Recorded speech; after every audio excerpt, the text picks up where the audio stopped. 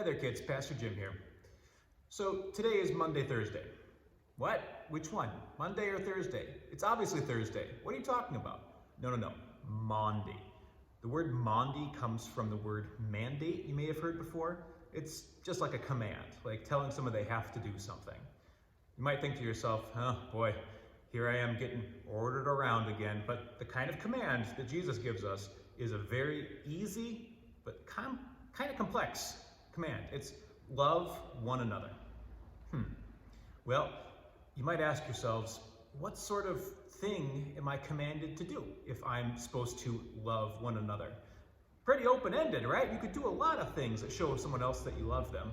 Well, Jesus sort of gave us an example in the Gospel of John right away. What he did is he washed his disciples' feet. Starting with Peter, who in many ways will become the leader of the disciples, he says, come on down here, I'm going to wash your feet for you. Peter, however, is not having it. He is very against the idea of Jesus washing his feet. And I think the reason why he is against that is that he thinks that somehow Jesus is lowering himself and that really Jesus should be the one in charge. And Peter's trying to be humble and say, you're the guy, I should be washing your feet. And Jesus says, hey, unless you do this, you're not doing the commandment. You're not being a part of me. You're not being a part of the plan. You must love one another, and you must do it in a way that looks like what Jesus did. Very humble, an act of service done to somebody else, and he wasn't looking for anything in return.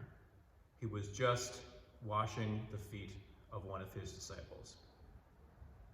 So every single Sunday we do a bunch of things that are patterned after that look a lot like acts of service. We're going to have communion tonight at our Monday, Thursday service.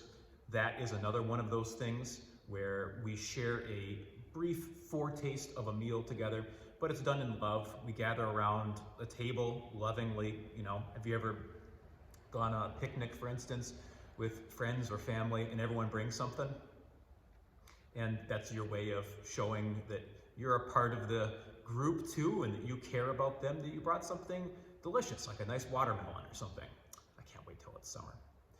What I'm going to ask you to do tonight with your family or with whoever you are with tonight, or if you don't get to it tonight, do it tomorrow, because I think many of you have the day off school tomorrow, and so you'll have a lot of opportunity to do this, is I want you to do an act of love, an act of service, an act or a thing for somebody that helps them out.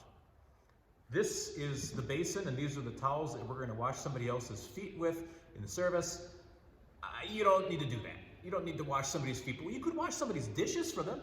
That might be a good thing that is a lot like what Jesus did.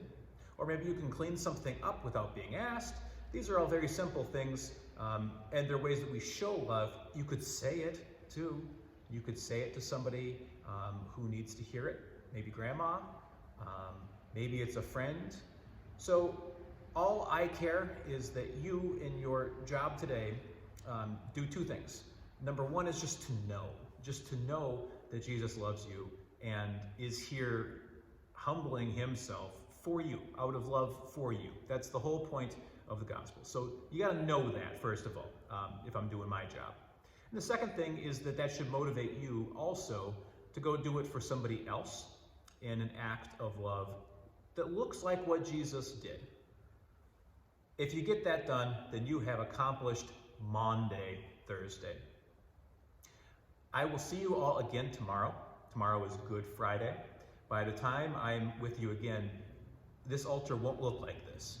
We will have stripped everything away. So in many ways, we are sort of saying goodbye. And this is a service where Monday, Thursday concludes with some silence. Maybe you want to put that into your night as well. A little bit of prayer followed by some silence. Good night, everyone. See you tomorrow.